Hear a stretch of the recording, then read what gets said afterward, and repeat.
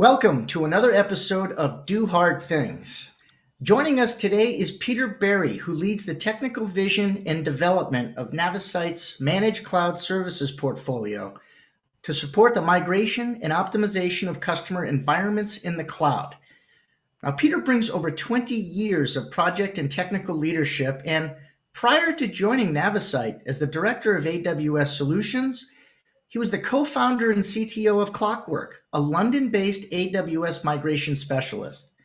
With Navisite's consistent string of new company acquisitions, it's fair to say that they are not waiting to build.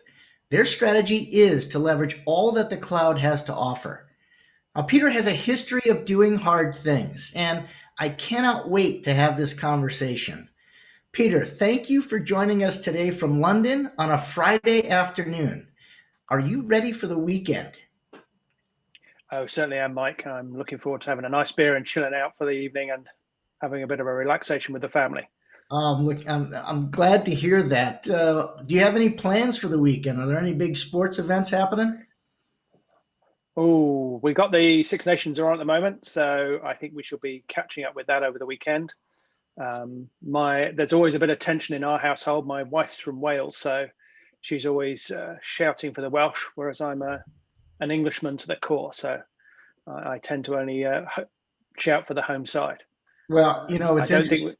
We had just gone through something similar last week with the Super Bowl here in the US, and it was causing a bit of division in the country because you either hate Tom Brady or you love Tom Brady. Did you have a chance to watch that last week?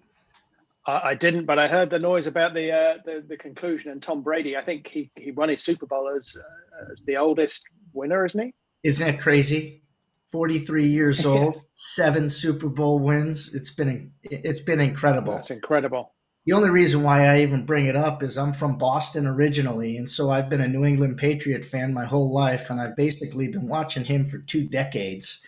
And my kids have all been raised as New England Pats fans, but to see him win in a whole other uniform just proved that you can really be a fan of the individual. And I think what he did is the definition of doing hard things, and he's continuing to do it. And I find it incredibly inspiring. Yeah, fantastic. I remember the controversy that came up with him a couple of years ago when there was the win. Yeah, most people He do. won as a Patriots. Yeah. Well, there's always some questions around somebody who has been in the limelight for such a long time. So it makes for entertaining TV. Let's just put it that way. Absolutely. So let's get into this. Give me a little background on Peter Berry. I'd love to hear a little bit about your story and what prompted you to take this journey to the cloud and build a business after years of maybe working for other companies. So I think actually the story of how we came here actually is partially a story of how the four founders met. So we'd all at various points either worked for Oracle or we were building big Oracle solutions for a variety of customers. And we'd all been working sort of in and around the UK and across a wide range of places as independent consultants. And the four founders, what we started finding that we would land on these projects and we'd be building out someone's Oracle estate for them, and we'd all be turning up on the same customers. And we'd sit there and we'd go, oh, well, we'll build the same as we built last time. It's going to look like this. We need this. We do it like this. And we started to get quite a heavily templated view of the world. And then AWS came along, and in 2010, we started looking at AWS and going, well, can we fit our template and our way of doing it onto AWS? So we built our first AWS solution in 2010. We uploaded all of Oracle's software and we pushed it around and nudged it and got it working. And we thought, great. But of course, being four techies, we didn't think about the whole business of getting customers. So we were then launched into this thought of, well, we've had this wonderful idea. We built the mousetrap. How do we get people to buy the mousetrap? So there was a kind of a 2-year window where we were kind of working around and talking to our network and trying to find someone who was interested. And we finally picked up our first customer in 2012-13. And we took them, it was a greenfield Oracle implementation. We built it out on AWS and we proved we could do it. And from there, we were able to take that to another customer who was also interested in a greenfield deployment. And we were able to show them it was possible and it was quick. So the fundamental problem is a lot of these projects, you commission the project and it's 3 to 6 months before anybody gets onto anything. There's a lot of spinning wheel time while servers are racked and people install software and it all gets going. And we were able to show these projects that you could initiate the project and you could have consultants being productive on day one. They could log in, they could do stuff, and they could start getting the customer journey through to the end of the implementation where they want to be. And that was our start point. That was showing that we could do this quickly by leveraging AWS was how we came into it.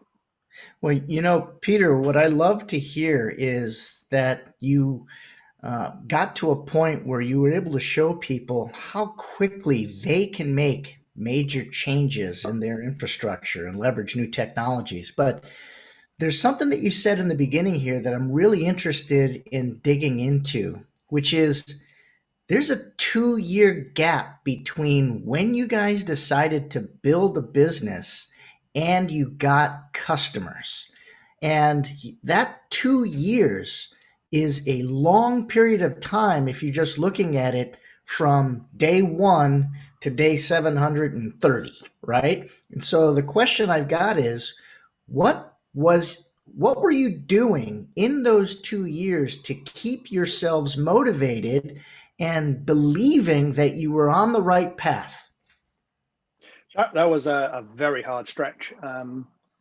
I think there was times where we'd spun it up and we built it out and we were incurring costs to have our example to show people, and we were not getting the traction and the customers to pay for it, and it was all coming out of our own pockets.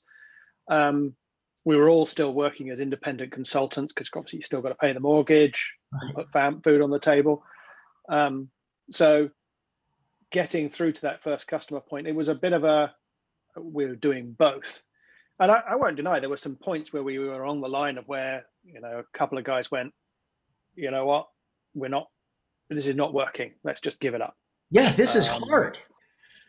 Yeah, and actually getting in as a managed service customer is double hard because you've got references, and first thing you go, we can do this for you, and everyone goes, where's your reference? We haven't got one. So it was kind of hard to find that customer who was prepared to take the leap of faith and use AWS and us to build it out and revolutionize their project.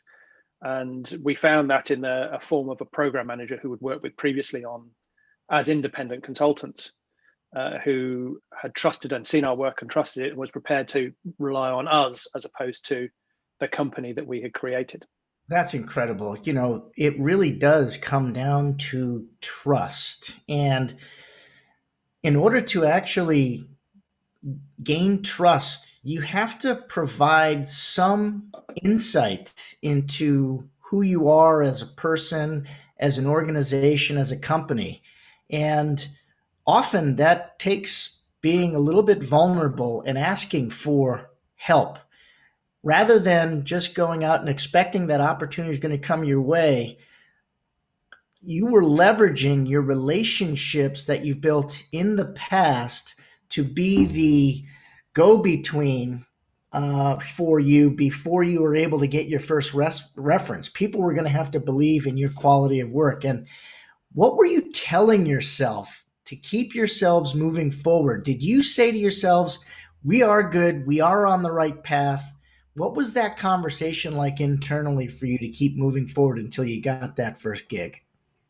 I think less of it in terms of that first gig, because we were still quite distracted in how we were working as independent consultants. So it was very easy for us all to drift off into what we were currently focused on, but we would try and regularly meet up once every month or a couple of months and say, right, what can we be doing to keep this moving and try and make this happen? What can we do on the website? Can we do anything on LinkedIn? Who can we talk to that we worked with before? And we just kept picking and plugging away at it until it worked. And so when you did finally get your gig and that first deployment, how long after that did it take for you to get your next opportunity? That came surprisingly quickly, actually. So the first one we started on at the beginning of 2013, and then the second customer turned up about 10 months later. And that was quite a fast take-up project. A system integrator who had hired a program manager who had worked with before as well. They'd started a project, and they initially were trying to service the project from infrastructure within their own data centers. And again, they just couldn't get going. They were talking to the people, and environments were just not appearing. And we knew the program manager, and I just made a copy of an Oracle environment and sent it over to him one day and said, look, we can do this for you in 24 hours. Oh. And he showed it to the people on the project, and they suddenly went, we've been waiting for 3 months to see anything, and we can have that tomorrow. And that was the traction we needed. And we very quickly were in there. It made a rod for our own back, because suddenly we had to go from building one environment in 24 hours to they wanted each environment was comprised of 8 Oracle stacks and multiple copies of that. And we had to essentially produce that very quickly. So there were some very rapid long days while we built that out. But once we built that for the customer, they were steady state, and they were a good customer for us for a good while after that. Well, it's interesting. So we're talking about opportunities that you were engaged in 2013, and people have been talking cloud for many, many, many, many years, but in reality, many haven't actually moved large pieces of their infrastructure to the cloud, to the point where many still have not done that. I mean, we're just at the very beginning of where people are starting to adopt cloud terminology and methodologies of leveraging the infrastructures available and the services available to them in the cloud. And I think the biggest issue you may have actually overcome was they just didn't believe how quick you could do it, and the security on that as well. What was the biggest obstacle that you believe you had to overcome when you showed somebody you could do something in 24 hours and they don't believe you? I think that there's outright skepticism. For example, the customer I just mentioned, the second customer, we built initially on a public-facing VPC, and they were starting to use it because they had all their developers in India.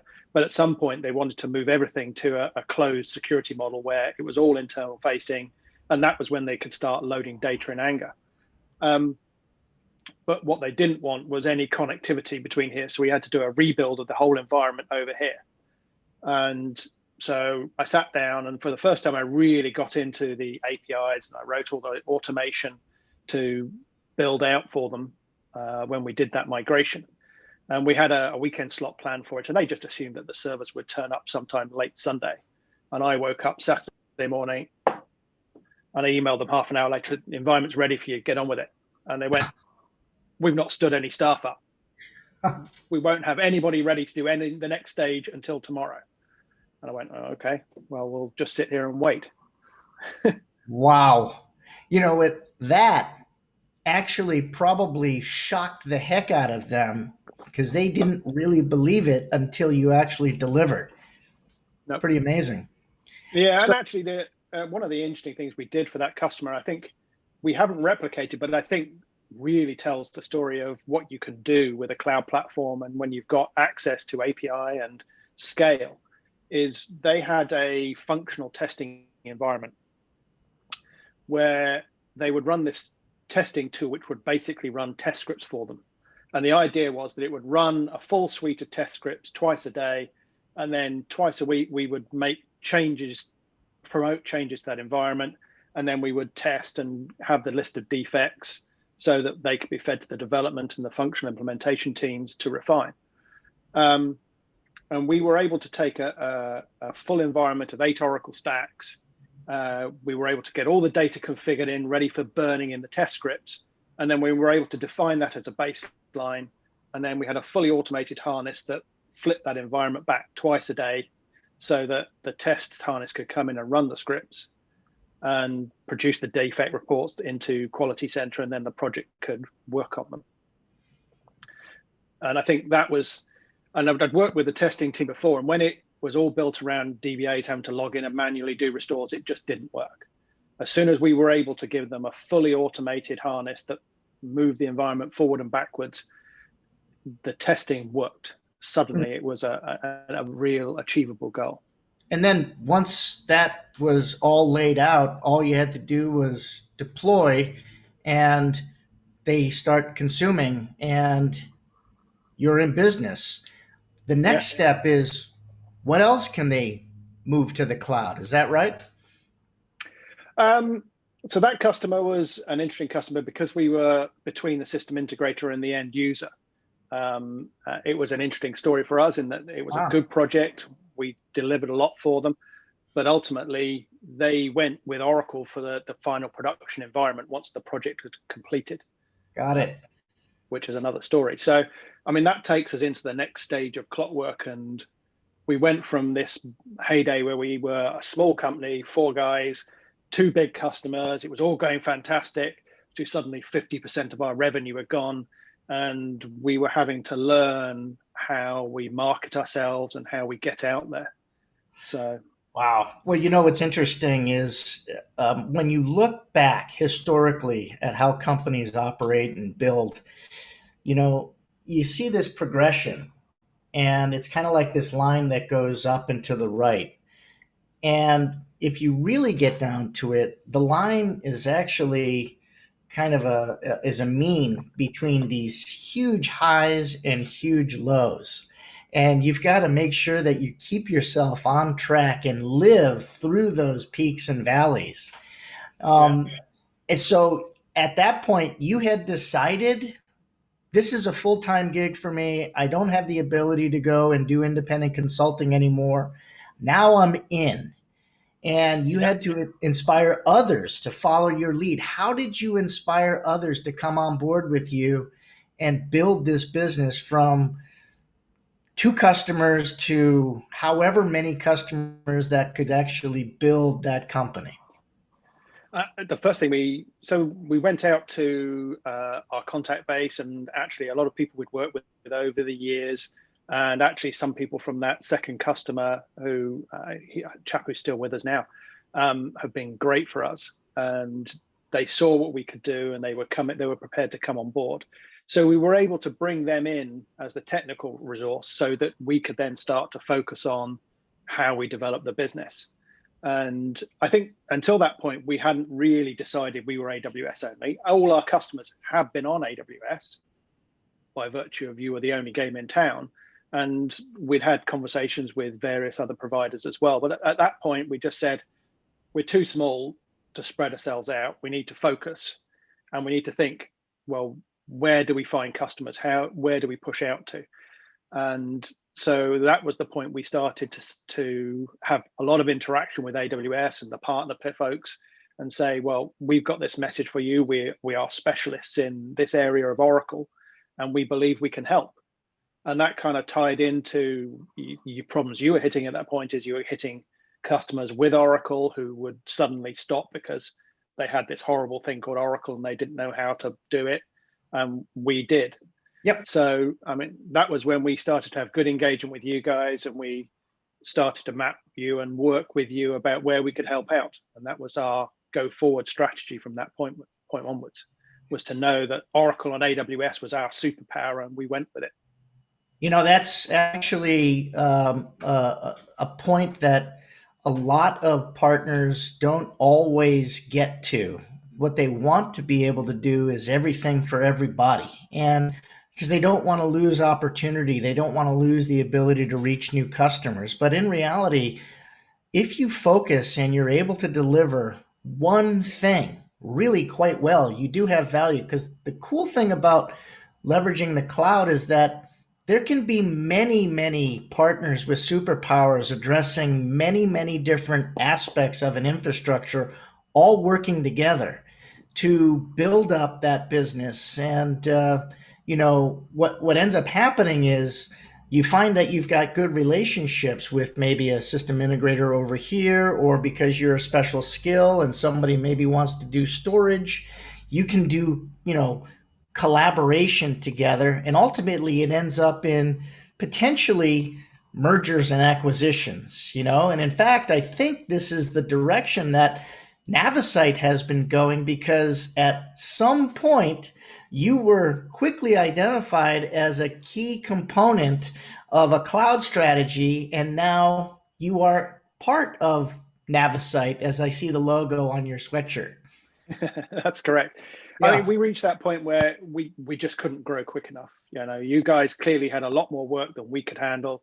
We couldn't hire people fast enough because we didn't have the revenue to do it.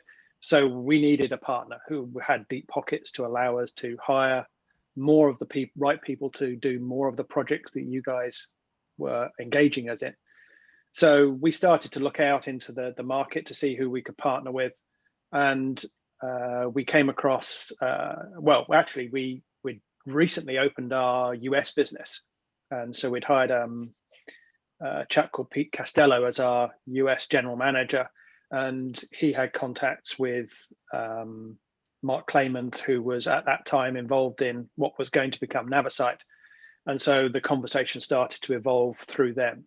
And we filled a valuable part of their portfolio for them. They were looking for an AWS cloud business that fitted that enterprise software niche because they saw that as a way to go. And so we joined them and became part of the Navisite family. I'm interested in your mindset because very, very few people are able to leave a employee type role, independent consultant type role, and build a business, be an entrepreneur, and then go back to the world of working for another organization. And I'm thinking that you've been an entrepreneur in your mindset all along. You just happen to be doing it working for other organizations. And now you're doing it as the CTO for cloud technologies at Navisite. Have you had to adapt your mindset going from running a small company and now being a part of a much larger company and being the strategic director for their cloud technologies? So for me, my interest in how I'm driven and things that interest me and where I want to go, that never has really changed. I'm cut me down the middle and you'll see early adopter written in the middle. Yeah. And I'll always be excited by the new technology, the new angle. And so in a sense where I am, that is good for me. The harder part for me personally is the more people I now have to bring on the journey when I see something that excites me. Yeah. Whereas before, it was just me, and then it was me and three others. We could sit down, we could have a beer, and I could postulate something and everybody go, yeah, let's do that. Now it's kind of a bit more complicated. I've got to write a presentation and get other people on board and drum up interest. And then we can turn it into a go-to-market offering and away we go. So there's a bit more drag in there, but it's still the interest stuff. What drives me on is still the things that core interest me, and that's the excitement about new things and new technologies and where we can go next. And so when you look at something that's exciting, is it that inspires others to follow your lead, or do you add a little bit of wood behind the arrowhead by providing a little bit more detail as to why it's so exciting for you? I think so. I naturally see something and I see an application, and that's what excites me. And if you just say, "Oh, well, there's a new widget over here," and if people can't see the application, they won't feel your excitement.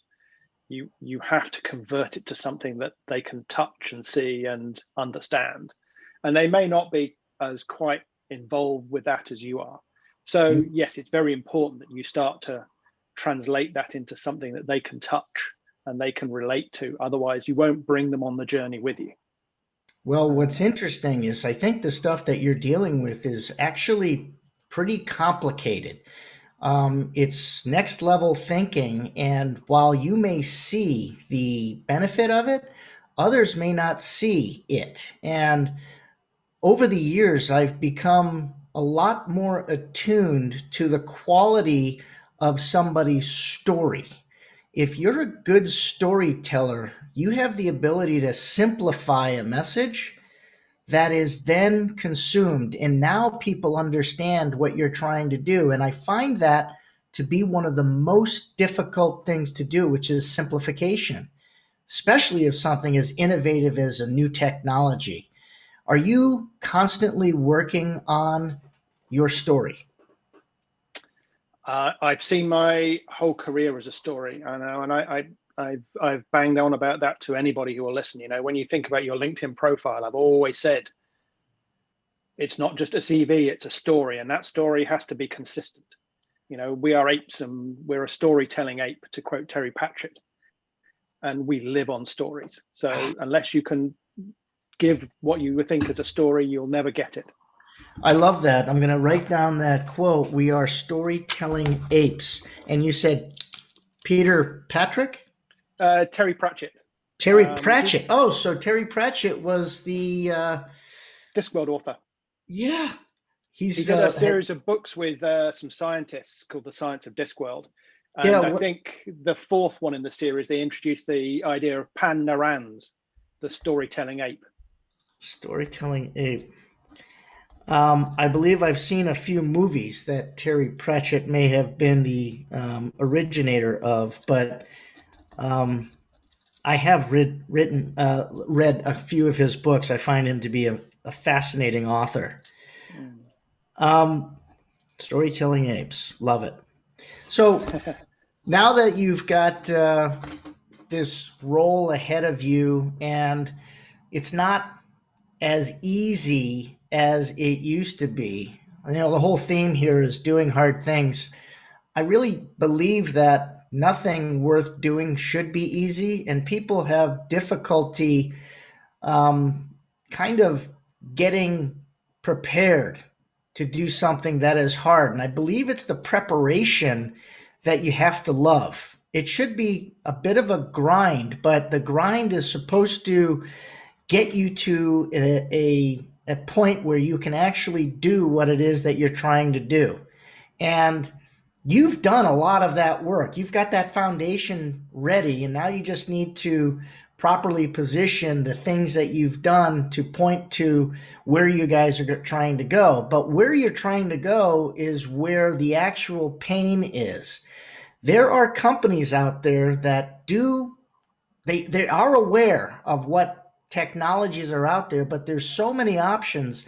I believe that they've got a little bit of deer in the headlight syndrome. They're afraid to make a decision. And what are you seeing is the biggest reason why customers are still stalling in their decision to move to the cloud?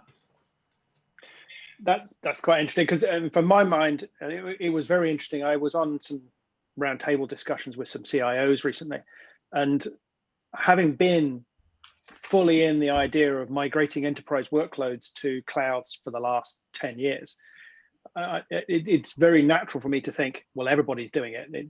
Everyone's moving it. But as we all know, actually, only a fraction of workloads have moved already. And I think you still wind back to why people aren't doing it. And it's still that internal political vested interests of, you know, well, this is how we've always done it. I've even had a quote from somebody who said, well, I'm 5 years from retirement, and my goal is to make sure that nothing changes in the next 5 years, so I can retire and without having to do anything complicated. I think, okay, well, you're not really enjoying the end of this, are you? You're just playing out time. And I think it very much is vested interest in that comfortable pair of slippers. You know, people want to come in and do the same thing they know every day and not take any risks. And I think, as you say, that nothing is gained without a risk. Yep. You've got to have a go, and you'll never achieve anything. Yeah, you're never going to see any gain without some sort of resistance and pushing through that resistance.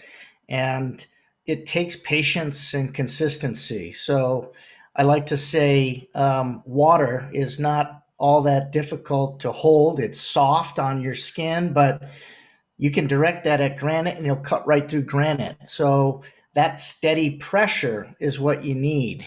And I think you've identified that obviously you're on the right path. The opportunity that's ahead of us is enormous. And I am really quite excited about it. And I recognize that it's difficult and it's hard to do. And I think that's why only a few companies, when you look at the grand scheme of the total number of businesses that are out there, only a few of them are really driving it forward. There are others that are picking away at it and, not fully going deep into the deep end. And you guys have gone deep into the deep end. And I'm excited to see what you've got ahead of you.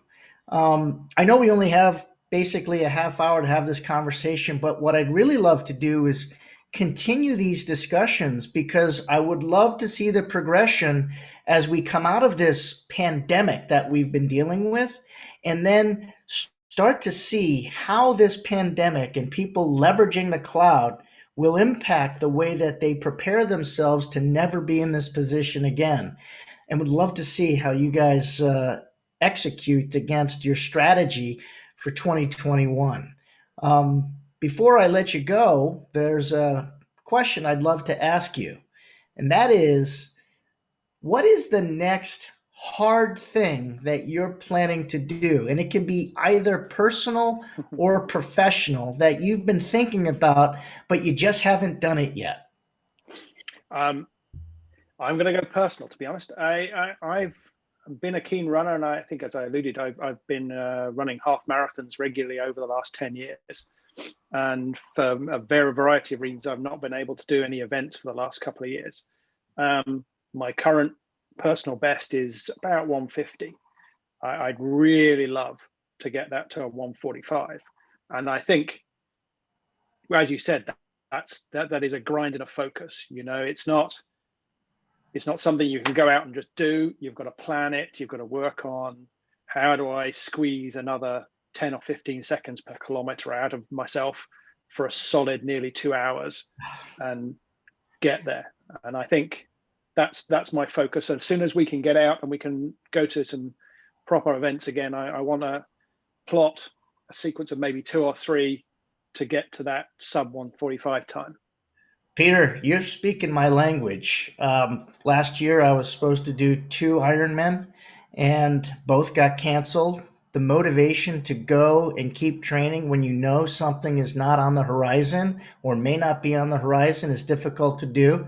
I love that you're putting some sweat into your own personal life because I think it bleeds over into professional work. And I would love to take that journey to 145 with you.